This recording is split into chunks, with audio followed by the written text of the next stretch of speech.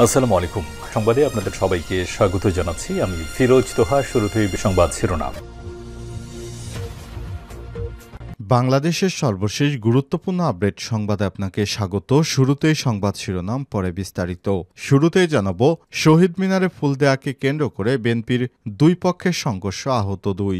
ব্রাহ্মণবাড়িয়ার বিজয়নগরে শহীদ মিনারে ফুল দেয়াকে কেন্দ্র করে বিএনপির দুই পক্ষের ভয়াবহ সংঘর্ষে মোহাম্মদ বিল্লাল মিয়া ও জীবন আলী নামে 2 কর্মী গুরুতর আহত হয়েছে। আহতদেরকে উদ্ধার করে মেডিকেল কলেজ হাসপাতালে ভর্তি করা হয়েছে। এরপর জানাবো, ছুরিকাঘাতে নাগরিক ঐক্যের নেতা আহত। বগুড়া শিবগঞ্জে দুর্বৃত্তদের ছুরিকাঘাতে আহত হয়েছেন উপজেলা নাগরিক ঐক্যের আহ্বায়ক শহীদুল ইসলাম। বর্তমানে তিনি উপজেলা স্বাস্থ্য কমপ্লেক্সে চিকিৎসাধীন অবস্থায়। এদিকে চাঁদাবাজদের কোনো প্রশ্রয় নয় বললেন জামাতের আমির। বাংলাদেশ জামাত ইসলামের আমির ডা শফিকুর রহমান বলেছেন, এখনও ঘাটে ঘাটে চাঁদাবাজি হচ্ছে, আর এই চাপ সবার উপর পড়ছে। তিনি বলেছেন, শুধুমাত্র একটি গোষ্ঠী চাঁদাবাজের সঙ্গে সম্পৃক্ত, তাদেরকে দেশবাসী চিনে, এদেরকে কখনোই প্রশ্রয় দেবেন না। এবারে জানাবো, বাজার থেকে উধাও সয়াবিন তেল, নেপথ্যে এস আলম গ্রুপ। 1 মাস ধরে বাজারে সয়াবিন তেলের সরবরাহ একেবারেই নেই বললেই চলে। ভোক্তারা বাধ্য হচ্ছেন সয়াবিনের বিকল্প তেল খুঁজতে। এতে ক্রেতাদের জীবনযাত্রার ব্যয় বেড়ে যাচ্ছে। এদিকে বাংলাদেশে ফরাজি আন্দোলনকে নিবন্ধন দিতে নির্বাচন কমিশনকে অনুরোধ করব বললেন ধর্ম উপদেষ্টা। বাংলাদেশ ফরাজি আন্দোলনকে রাজনৈতিক দল হিসেবে নিবন্ধন দেবার ব্যাপারে প্রধান নির্বাচন কমিশনকে অনুরোধ করা হবে বলে জানিয়েছেন ধর্ম উপদেষ্টা ড. আফম খালিদ হোসেন। এবং সর্বশেষ জানাবো, বিমানবন্দর থেকে ৪৫ বাংলাদেশিকে ফেরত পাঠালো মালয়েশিয়া। কুয়ালালামপুর আন্তর্জাতিক বিমানবন্দরে আটক ৪৫ জন বাংলাদেশিকে ফেরত পাঠিয়েছে মালয়েশিয়া। এর আগে বুধবার ১৯ ফেব্রুয়ারি কুয়ালালামপুর বিমানবন্দরে সন্দেহজনকভাবে ঘোরাফেরা করায় ৬৮ জন বিদেশিকে আটক করে মালয়েশিয়া সীমান্ত নিয়ন্ত্রণ সুরক্ষা সংস্থা AKPS। এদের মধ্যে ৪৫ জনই বাংলাদেশি।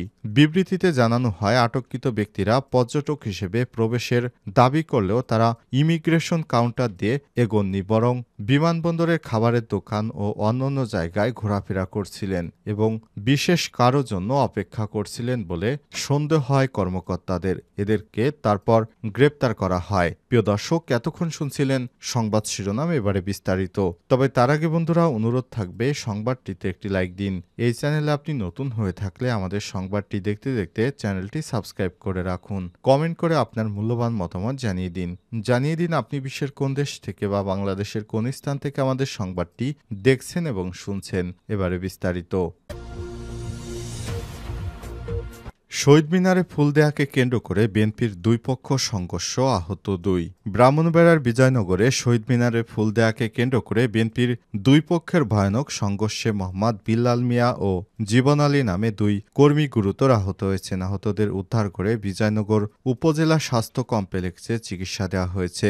গতরাতে বিজয়নগর শহীদ মিনার এলাকায় এই ঘটনার সূত্রপাত হয়। জানা গেছে, রাতে শহীদ মিনারে ফুল দেওয়ার সময় মহসিন ও শাহ আলম গ্রুপের লোকজন একসঙ্গে ফুল দিতে গেলে বাদানুবাদ থেকে এই সংঘর্ষের ঘটনা ঘটে। জানা যায়, রাতে শহীদ মিনারে ফুল দেওয়ার সময় বিজয়নগর থানার ভারপ্রাপ্ত কর্মকর্তা রওশন আলী জানান, আধিপত্য বিস্তারকে কেন্দ্র করে দুই পক্ষের মধ্যে এই বিরোধের ঘটনা ঘটেছে। বর্তমানে পরিস্থিতি পুলিশের নিয়ন্ত্রণে রয়েছে। অভিযোগ পেলে আইনগত ব্যবস্থা গ্রহণ করা হবে। এদিকে নাসিরনগর উপজেলা বিএনপির সাধারণ সম্পাদক AM বশিরউদ্দিন তুহিনের বিরুদ্ধে জাতীয় দৈনিক এক সাংবাদিককে মারধর করার অভিযোগ উঠেছে। গত দিবাগত রাতে নাসিরনগর কেন্দ্রীয় শহীদ মিনার প্রাঙ্গণে এই ঘটনা ঘটেতে গুরুতর আহত হন দৈনিক কালবেলা, দৈনিক NTV নাসিরনগর উপজেলা প্রতিনিধি আব্দুল্লাহ আল মামুন। হামলায় তার মুখ, মাথাসহ শরীরের বিভিন্ন অংশে ক্ষতের চিহ্ন রয়েছে। ছুরিকাঘাতে নাগরিক ঐক্যের নেতা আহত। বগুড়া শিবগঞ্জে দুর্বৃত্তদের ছুরিকাঘাতে আহত হয়েছেন উপজেলা নাগরিক ঐক্যের শহীদুল ইসলাম। বর্তমানে তিনি উপজেলা স্বাস্থ্য কমপ্লেক্সে চিকিৎসাধীন অবস্থায় রয়েছেন। বৃহস্পতিবার রাতে উপজেলা পরিষদের কেন্দ্রীয় শহীদ মিনারে ফুল দিয়ে ফেরার পথে এই ঘটনা ঘটে। শিবগঞ্জ থানার ওসি মোহাম্মদ শহীদুজ্জামান শহীদ বলেছেন, ২১-এর প্রথম প্রহরে শহীদ মিনারে ফুল দিয়ে ফিরছিলেন শহীদুল। এ সময় কে বা কারা তাকে ছুরিকাঘাতে আহত করে। পরে তাকে উদ্ধার করে উপজেলা স্বাস্থ্য কমপ্লেক্সে নিয়ে ভর্তি করা হয়। বর্তমানে তিনি সংখ্যামুক্ত রয়েছেন। এদিকে নাগরিক ঐক্যের এই নেতাকে দেখতে হাসপাতালে যান উপজেলা নির্বাহী কর্মকর্তা জিয়াউর রহমান, সহকারী কমিশনার ভূমি তাসনিমুজ্জামান সহ আরও বেশ কয়েকজন। শিবগঞ্জ থানার ওসি আরও বলেছেন, ২১-এর প্রথম প্রহরে কে বা কারা তাকে ছুরিকাঘাত করেছে বিষয়টি এখনও আমরা স্পষ্ট করতে পারিনি। তবে এ বিষয়ে তদন্ত চলছে। তদন্ত প্রতিবেদন এলেই জানা যাবে কে বা কারা তার উপরে এই নৃশংস হামলা চালিয়েছে। এ ব্যাপারে আইনগত পদক্ষেপ গ্রহণ করা হচ্ছে বলেও জানিয়েছেন এই কর্মকর্তা। চাঁদাবাজদের কোনো প্রশ্রয় নয় জামাতের আমির। বাংলাদেশ জামাতের ইসলামের আমির ডক্টর শফিকুর রহমান বলেছেন, যারা দেশে চাঁদাবাজি করবে এবং হানাহানি, রক্তপাত এবং মানুষের সঙ্গে যারা অন্যায় অবিচার করবে তাদের সঙ্গে বাংলাদেশ জামাত ইসলামের কোনো সম্পর্ক নেই। আজ তিনি এক অনুষ্ঠানে সব কথা বলেছেন। তিনি বলেন, চাঁদাবাজদের আশ্রয় প্রশ্রয় কখনোই বাংলাদেশ জামাত ইসলাম দেয়নি, ভবিষ্যতেও দেবে না।